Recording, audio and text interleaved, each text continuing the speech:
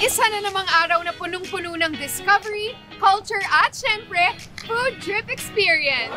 Saan nga ba tayo pupunta? Ako po si Rian Ramos and all you need to ask is, where in Manila?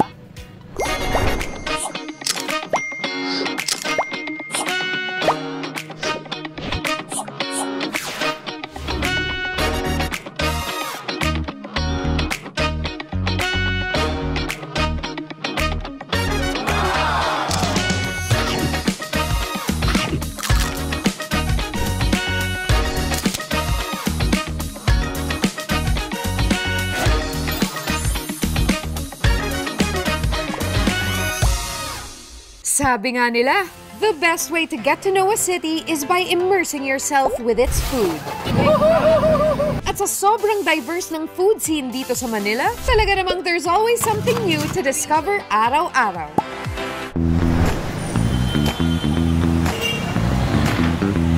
Nandito tayo ngayon sa Carriedo Street sa Quiapo dahil meron akong food craving na kailangan ko na talagang isatisfy. Yes. Dahil ilang araw na akong natatakam simula nang makita ko ang post na to sa social media. It's a festival of cheese, toppings, and a generous amount of meat. Walang iba kung hindi ang viral overload hotdog sandwich ni Neneng B.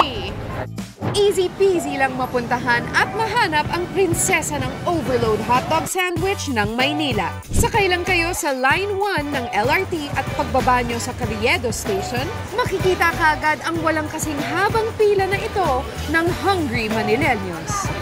Maanong ulam? Neneng B in where in Manila? I'm your fan! Ano naging reaction mo nung naging super viral ka sa TikTok? Nagulat po, nung una medyo kinakabahan po. Paano mo naisip na gusto mo mag-business ng ganito kaaga? Para po makapagbayad na po ako ng mga tuition fee ko po sa mga gastusin po sa bahay. Pansariling gastos ko rin po kapag may gusto pong bilhin. Sobra namang responsable nito. Sa sobrang haba ng pila, there's no doubt in my mind na panalong-panalo sa panlasa ng mga Manileño ang overload hotdog sandwich na ito. Kaya naman wag na nating patagalin pa ang aking craving. Oh, salamat. Control. Meron pa. Hey guys, this is it. I just met Neneng B and I'm gonna finally eat the hotdog sandwich. Cheers!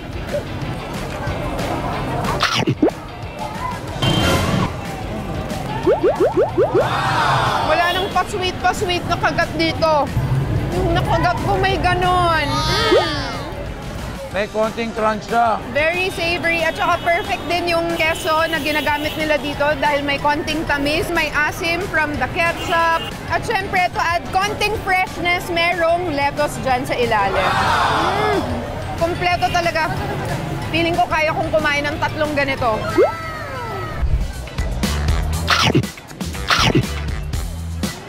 Crunchy. Ha? Mahirap ba yung ginagawa mo, yung gano'n? Sakto lang po. Subukan mo yan, Ri. Yan, pasubok mo kay Ri. Ayan, para makatulong naman ako sa pagsaserve dahil ang daming nakapila.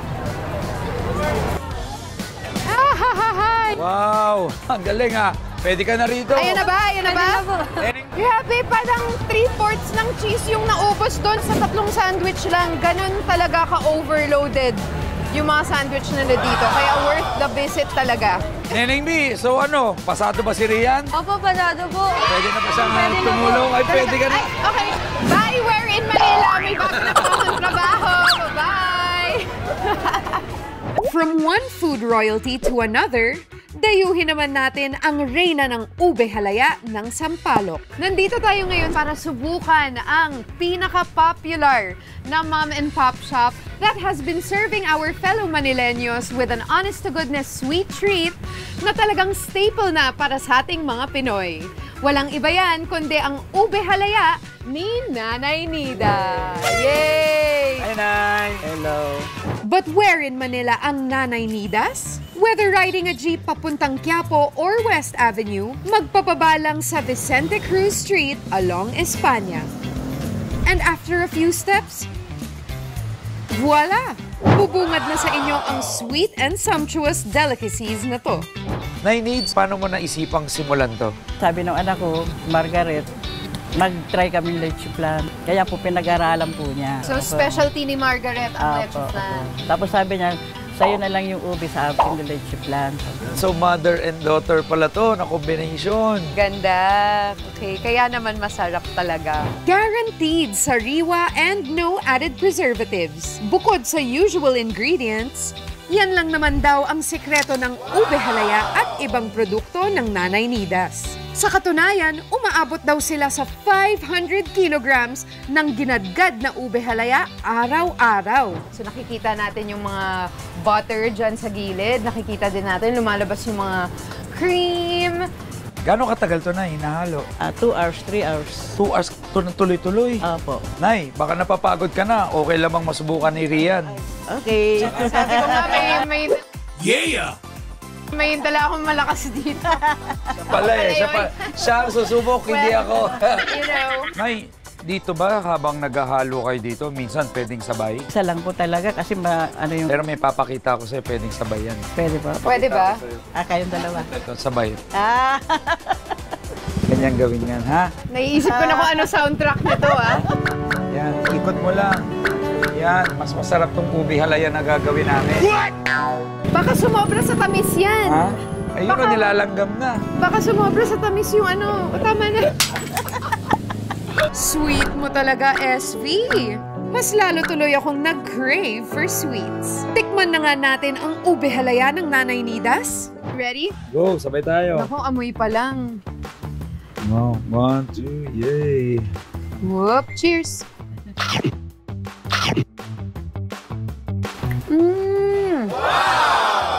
Parang lasa ng pure ube. Sobrang creamy, tapos nalalasahan mo talaga yung ube. Tsaka yung pinakagusto ko sa kanya, yung texture niya na may mga buong bits pa. Okay, last na, promise.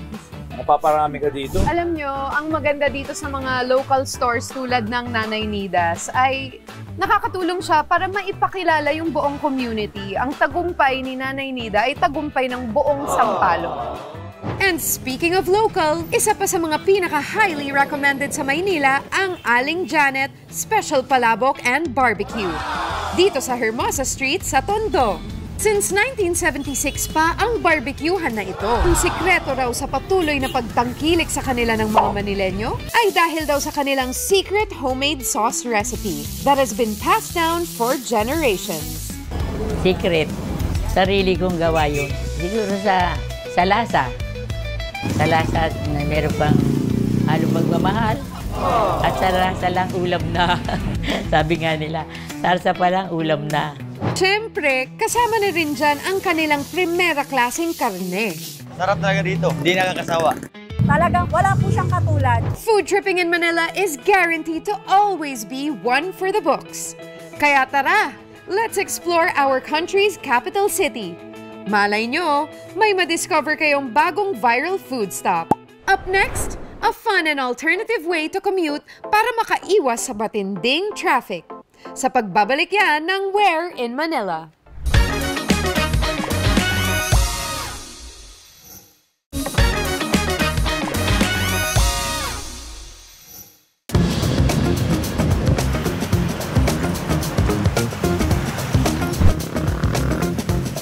Let's face it guys, as much as we love Manila, may isang experience talaga na pinaka-hate natin. Walang iba kung hindi ang Traffic, pero kahit saan naman, may traffic. Kaya ngayong araw, itutur kita to explore the city in a different way. At balita ko guys, hindi lang sa pinaka-mabilis na way, pero ito din ang pinaka-unique at fun way to explore the metro. Yes. Ito ang Pasig Ferry Service. Mahalaga ang naging papel ng Pasig River sa ating kasaysayan. Bukod sa pagbibigay buhay sa mga sinaunang Pilipino dahil sa taglay na yaman nito, kinokonekta din ng Ilog Pasig ang Manila Bay at Laguna de Bay. Kaya naging major transportation route ito for trade and commerce bago pa man dumating ang mga Espanyol.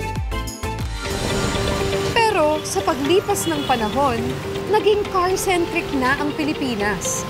And with a high volume of cars, comes bumper-to-bumper traffic. Kaya bilang alternatibong solusyon sa mas tumitinding traffic sa Metro Manila, binigyan ng panibagong buhay ang Pasig Ferry Service.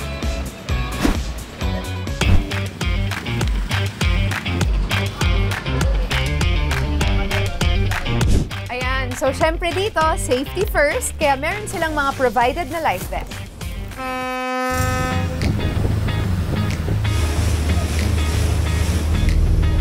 Merong 13 operational stations ang Pasig River Ferry Service at open siya from 8:30 a.m. in the morning hanggang 5:30 p.m. in the afternoon. Naalala ko pa yung time na yun kasi 90s kid ako.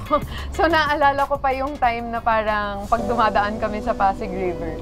Ibang-iba yung itsura niya compared to now. So nung 90s, nadeklara na siya na biologically dead.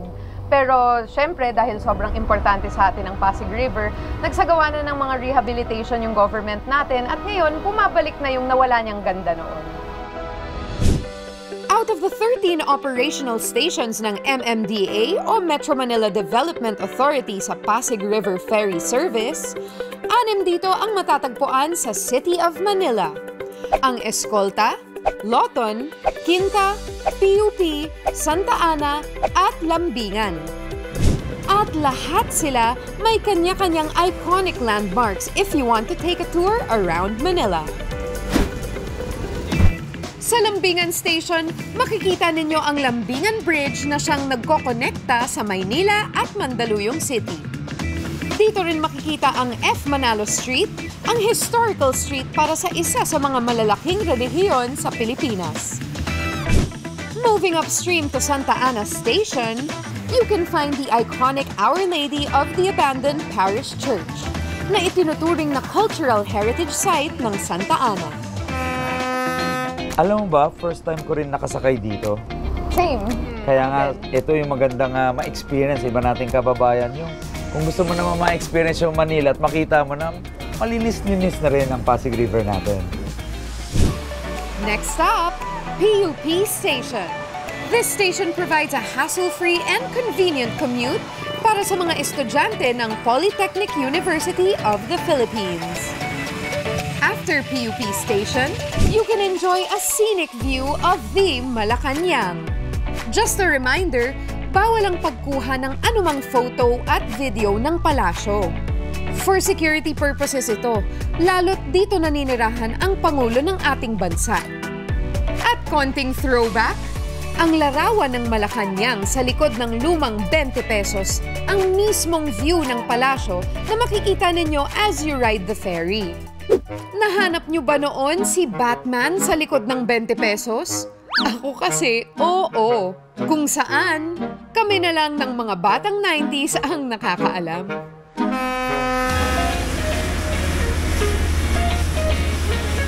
Kaya noong mga panahon pa nga nila Jose Rizal, nung gumagawa siya ng mga nobela, palagi niyang ginagamit yung Pasig River as reference sa mga iba niyang karakter. Kasi dito nagta-travel yung iba't ibang mga karakter niya sa libro niya. After passing through Malacanang, ang magkatapat na stations ng Loton at Quinta. Quinta provides you a direct stop and access sa Quiapo Church and the many shops and markets around the area. From Loton naman, nariyan ang Manila Post Office, Manila City Hall, at Liwasang Bonifacio, just to name a few. And for the last stop, Escolta. From here, madali nyo nang mapupuntahan ang Binondo Church, Chinatown, at syempre ang napakagandang Jones Bridge.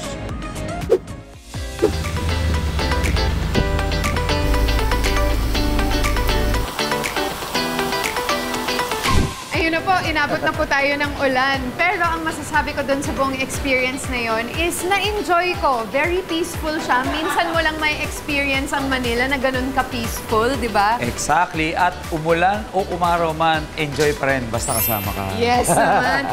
Alam nyo ba kung ano yung pinakamaganda dyan? Itong buong experience na to, libre! Ay, wow! Kaya gusto ko din magpasalamat sa ating mga MMDA at saka sa ating mga Coast Guard para sa buong experience na yun. At na-discover ko din ang Pasig River Ferry Service. So sa mga kababayan natin na gustong ma-experience yung na-experience namin ngayon, subukan nyo, walang mawawala, lahat libre. Much recommended. Up next, course meal and fine dining at an affordable budget pwedeng gawin sa Tondo? Saan yan? Sa pagbabalik ng Where in Manila.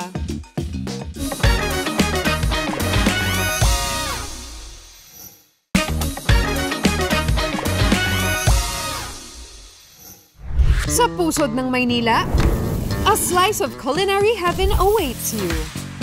Magulo at masikip man, braving this chaotic street is well worth the hassle.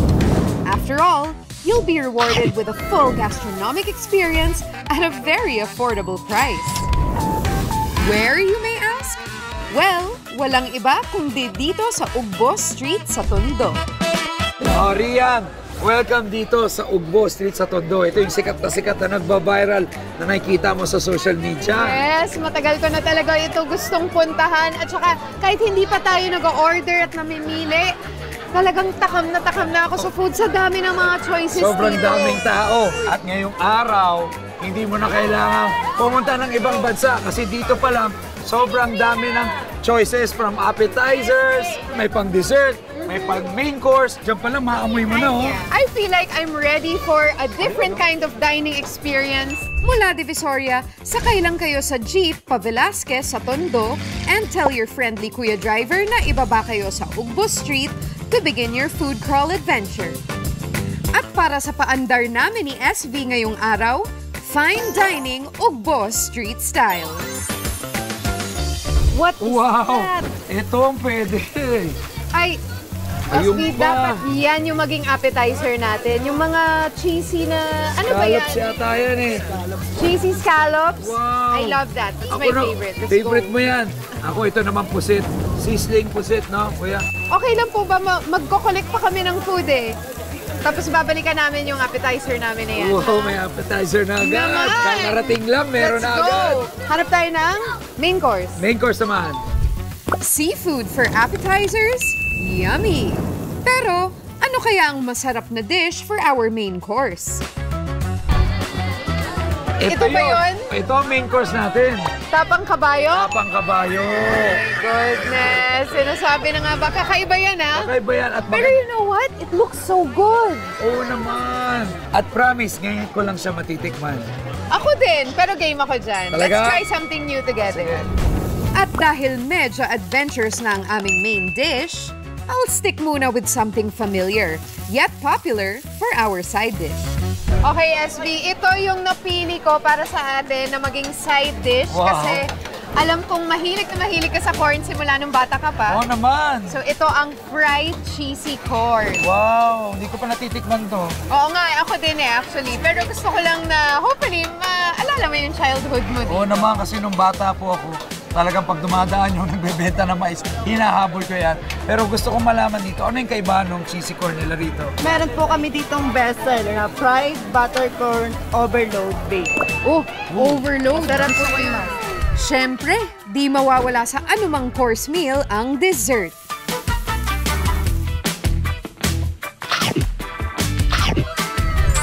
At dito sa Ugbo Street, pwedeng-pwede kayo magpaka-international.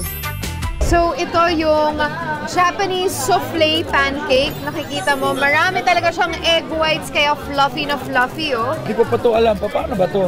Talaga? Well, it's a very viral souffle pancake na pwede kang pumili ng iba't ibang mga flavors dito. I think, since Japanese siya, let's try the matcha. Kuha kami ng matcha flavor nito.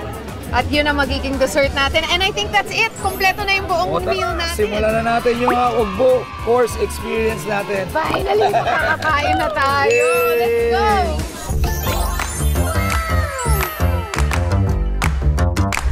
Wow! Oh my gosh, ang dami. At para simulan ang fine dining, siyempre, kailangan ready natin. Oh, wow! Yes! It's getting more social by the Oo, minute. siyempre. Yan ang mga kagawian namin sa Maynila.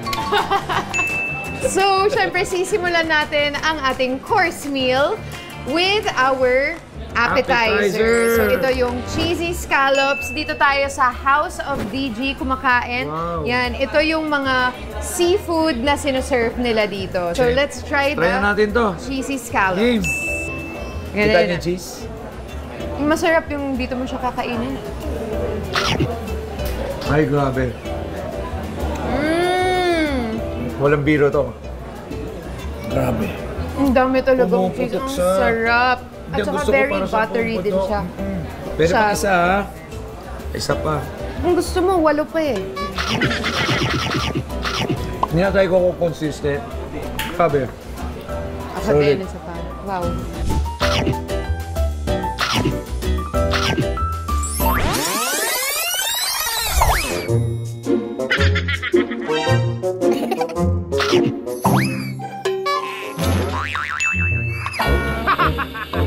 So, ang ating main course ay ang Avery's Tapang Kabayo.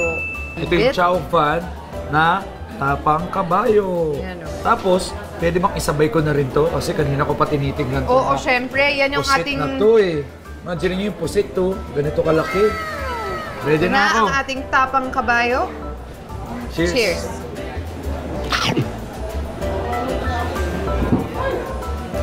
First time to. Ang sarap ng timpla. At saka surprisingly, malambot pala siya. Sobrang lambot. Gusto ko yung pagka-ano niya na wala masyadong taba. Mas ano talaga siya, Para meaty. din siyang beef na lean lang talaga. Lean.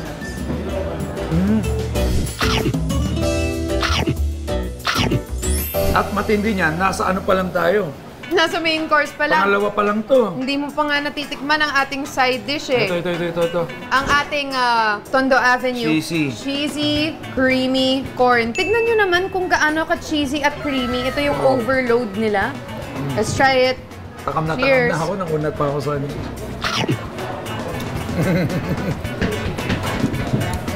Grabe.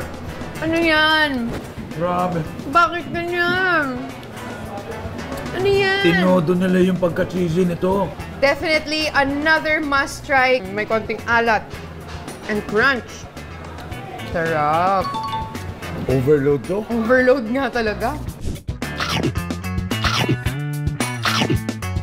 And eto na, it's a girl's favorite part of a meal. It's dessert time. Yes, at eto, kahit busog na ako dahil sa itsura pa lang ito, gusto ko nang itry at ang sosyal ng pangalan.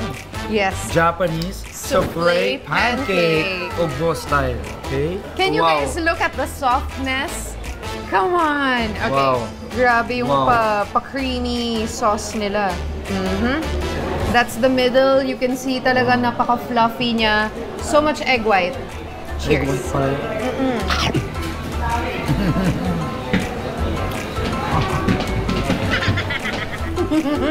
Grabe to. Iba na naman to. Tuloy pa.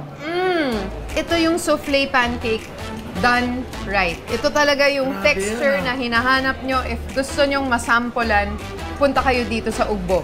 Ito yung tama at perpektong souffle pancake. Napakasarap and I can't believe we just ate all of that. Ang saya-saya pala talaga dito sa Ugbo. Kaya Grabe. naman pala trending lagi. Yes. Ito po ang nabuo naming fine dining course meal, but I'm sure may magagawa din kayong sarili nyong combo. Tag nyo lang po kami sa aming mga social media pages para makita namin at baka mag-comment kami or matry din namin. Thank you so much for joining us. Ako si Rian, And SB, and all you need to ask is, Where in Manila? Makikita na natin ang dating bahay ni Asyong Salonga himself. This is gonna keep me busy while I'm waiting for the food.